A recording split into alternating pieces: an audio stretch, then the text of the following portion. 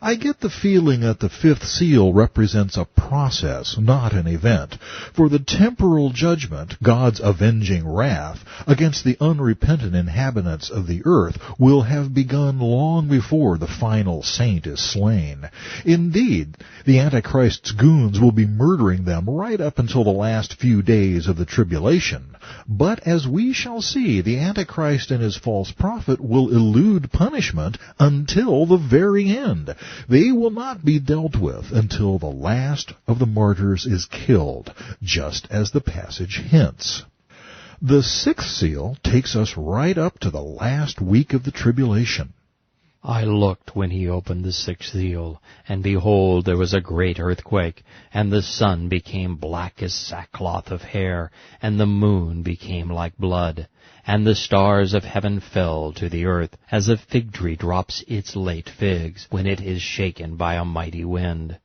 Then the sky receded, as a scroll when it is rolled up, and every mountain and island was moved out of its place. This isn't just any earthquake. It's a specific whopper quake, spoken of several times in Scripture, punctuating several important events within a few days of the end, notably the return of Yahshua to the Mount of Olives. It is described in even more detail during the seventh bowl judgment, which we'll cover later. For now, notice that it is quite likely the strongest earthquake ever felt, for mountains and islands in distant lands will stagger when it hits. It will be accompanied by other signs, some related, some not. The sun, so recently dimmed by the debris of 1,000 nuclear detonations during World War III, will again be darkened by the clouds of airborne dust and ash, and the moon will turn blood red. I recently witnessed this very phenomenon during a total eclipse. The moon didn't fully disappear from view when the earth blocked the sun's rays. Instead, it turned a ghastly shade of red. Another sign, independent of the earthquake but occurring simultaneously, is apparently a spectacular meteor shower, a devastating multiple direct hit on an already beleaguered planet. The inhabitants of the earth have proved reticent to respond to the love of God, His sacrifice and provision offered over a period of 6,000 years. How will they react to the 1-2 punch of the sixth seal? And the king of the earth, the great men, the rich men, the commanders, the mighty men, every slave and every free man, hid themselves in the caves and in the rocks of the mountains, and said to the mountains and rocks, Fall on us and hide us from the face of him who sits on the throne, and from the wrath of the Lamb. For the great day of his wrath has come, and who is able to stand? Revelation 6:12-17. Oh, swell. Now they believe there's a God in heaven. What would have been so hard about turning to Him before this? Why does Yahweh have to make the ground shake and the sky fall before anybody listens? This is eerily reminiscent of an Old Testament passage describing the fall of Israel's idolatry, in which the end is this same climactic event being described in Revelation.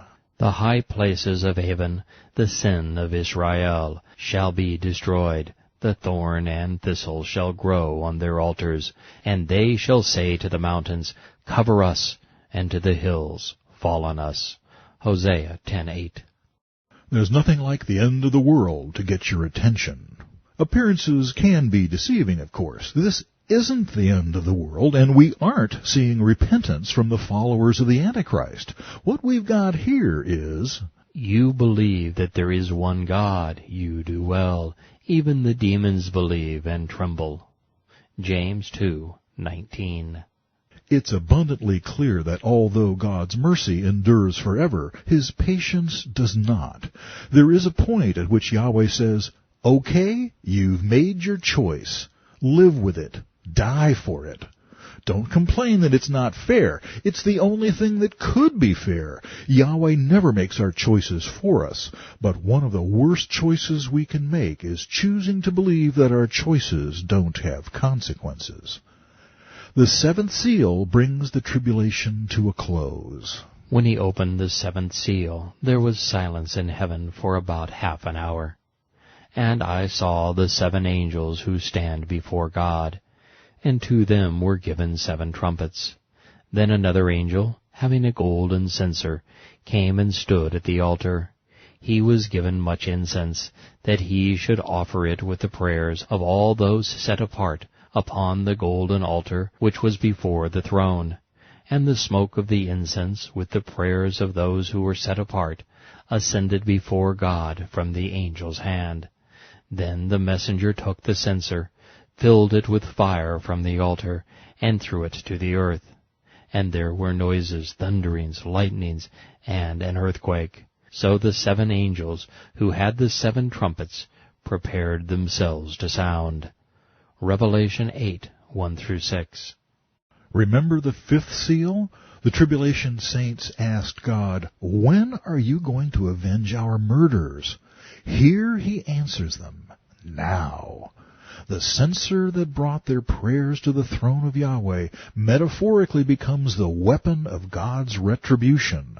Yahweh in the end will let no injustice go unpunished.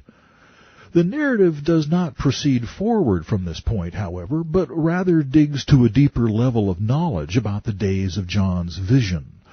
The 7th seal introduces the trumpet judgments, which will in turn reveal the bowl judgments.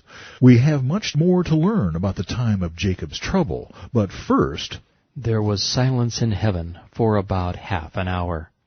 It is recognized, even here in heaven, where God's omniscience makes angelic epiphanies hard to come by, that an ominous and significant crossroads has been reached. All of human history has been leading up to this moment. It is the last opportunity for mankind to voluntarily walk in peace with his Creator.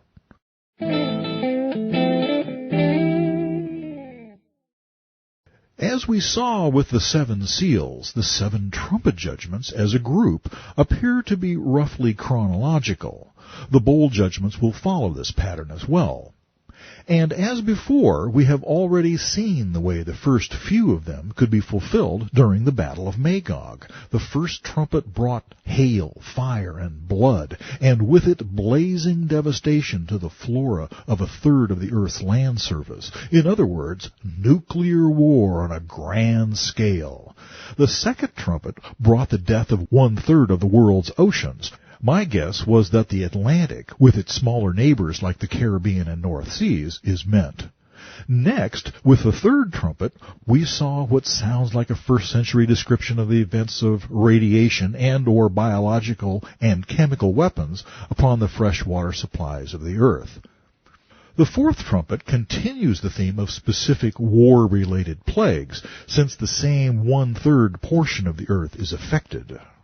Then the 4th angel sounded, and 1/3 of the sun was struck, 1/3 of the moon, and 1/3 of the stars, so that 1/3 of them were darkened. 1/3 of the day did not shine, and likewise the night. The nuclear blasts have blown tons of debris into the atmosphere.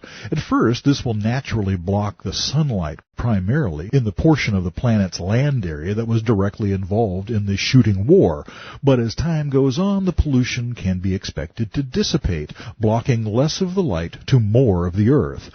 Either way, the net result will be crop failure, famine, and general grumpiness on the part of those still left alive. And the prevailing mood isn't calculated to improve when this happens.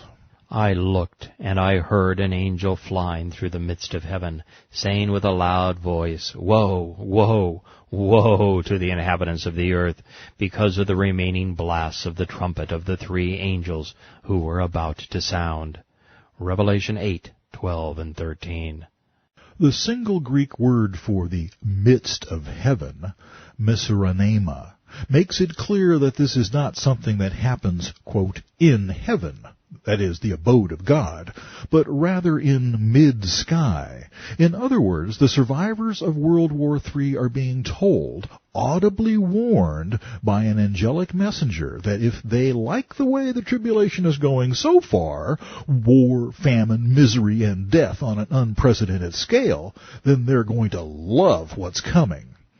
This angelic warning signals the arrival of the subtle shift in God's modus operandi that I noted at the beginning of this chapter. Up to this point, one could reasonably point to sinful men as the source of all the world's grief, but that's about to change. Then the fifth angel sounded, and I saw a star fallen from the heaven to the earth. To him was given the key to the bottomless pit. The star fallen from heaven is none other than Satan himself. We have already seen how Satan fights a losing war in heaven against the archangel Michael. This is the same event. He's thrown out of heaven. See Revelation 12:7-10 for that. And all his angels are thrown out with him. So Satan has lost his access to God's throne room, but he didn't leave empty-handed. Yahweh made sure he took the key to the abyss with him, for it suits his purpose. We have also seen that the demon who inhabits the Antichrist, as he did Nero, has been confined to this bottomless pit or abyss.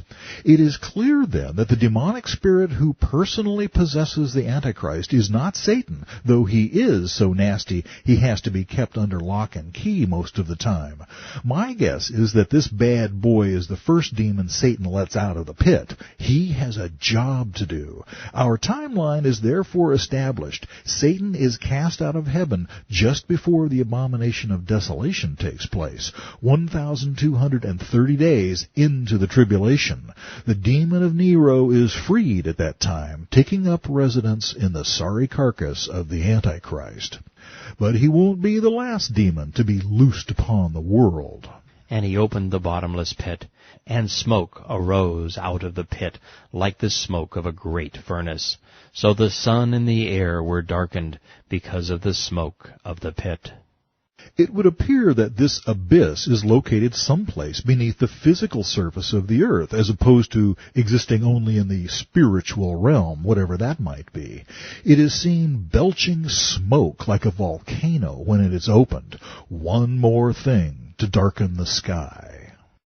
Then out of the smoke locusts came upon the earth, and to them was given power, as the scorpions of the earth have power. They were commanded not to harm the grass of the earth, or any green thing, or any tree, but only those men who did not have the seal of God on their foreheads. The inhabitants of the abyss are described here as locusts, but poisonous like scorpions. Yikes! They are not actually grasshoppers of the family Acrididae, although they may look something like real locusts if they can be seen by men. They're demonic beings who exhibit locust-like tendencies. They're destructive, voracious, and operate in swarms. Fortunately, they have limits placed upon them by God. It's fascinating that demons, though rebels against Yahweh, still know that they must obey Him. These destructive little devils are prohibited from harming anything except people who are not under Yahweh's explicit protection. And as spiritual beings, they know who these are. The 144,000 Jewish evangelists and the two witnesses are specifically excluded from their attentions. The big question is, are other tribulation believers exempted? My guess is that they are, even though they may not necessarily be sealed in the sense of being spared a martyr's fate.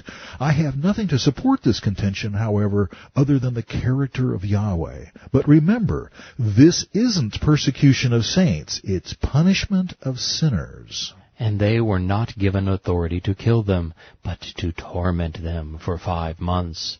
Their torment was like the torment of a scorpion when it strikes a man. In those days men will seek death, and they will not find it. They will desire to die, and death will flee from them. Revelation 9:1-6.